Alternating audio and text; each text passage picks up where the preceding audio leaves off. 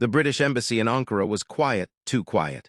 Polished floors, crisp uniforms, and leather-bound secrets. It was 1943, and Turkey, though neutral, had become a chessboard for global espionage. In this palace of diplomacy, one man blended into the shadows and changed the course of the war without firing a single shot. He wore white gloves, bowed politely, and carried teacups on silver trays. His name was Elyesa Bazna, but history would know him by a single word: Cicero. He was a valet, the personal servant to Sir Hugh Knatchbull Hugeson, the British ambassador to Turkey. Bazna was invisible, a ghost in the grand halls. And that's exactly what made him dangerous. Behind locked doors, the ambassador read top-secret cables from Churchill himself. Plans for Allied invasions, military positions, code names. Every night the safe would close with a click, and the ambassador would sleep soundly. But Cicero wasn't sleeping. He had trained himself to open the ambassador's safe. He'd photograph documents using a miniature camera hidden in his quarters. And in the morning he'd carry the secrets, not to Churchill but to Hitler. Yes, Cicero worked for the Nazis, but here's where the story gets stranger. He didn't love Hitler, he didn't hate the Allies, he simply wanted money. Bazna was born in Kosovo, had Albanian roots, and bounced between nations. A failed opera singer, a petty criminal, a con man, he saw war as a business. And with access to the highest British secrets, he had something to sell. So he walked into the German embassy in Ankara and offered his services. At first, the Germans didn't believe him.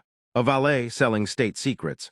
But when they saw the documents he brought, they were stunned. This wasn't low-level chatter. These were top-tier plans.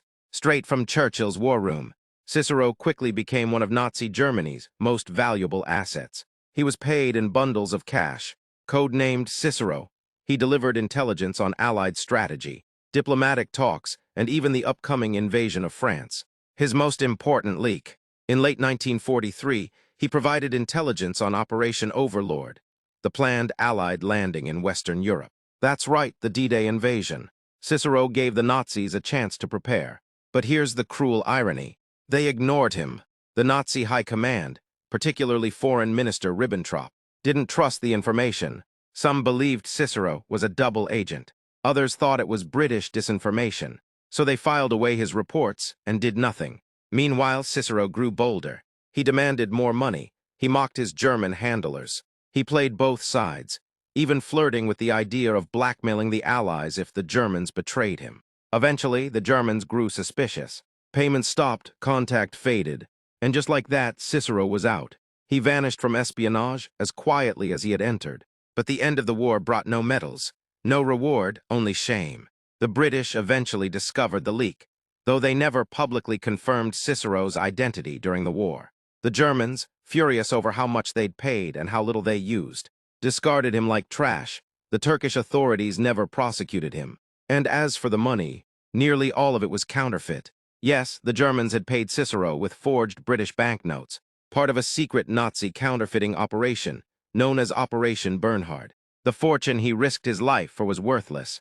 After the war, Bazna tried to live quietly. He opened a few businesses. They failed. He published a memoir in 1962 titled, I Was Cicero, which shocked many but earned him little. He died in poverty in 1970, in a rundown house in Istanbul. No honors, no justice, no grave full of medals. Just a broken man with a camera, a story, and a handful of fake banknotes. So what does Cicero's story really tell us? That betrayal can come from the quietest corner of a room. Subscribe for more.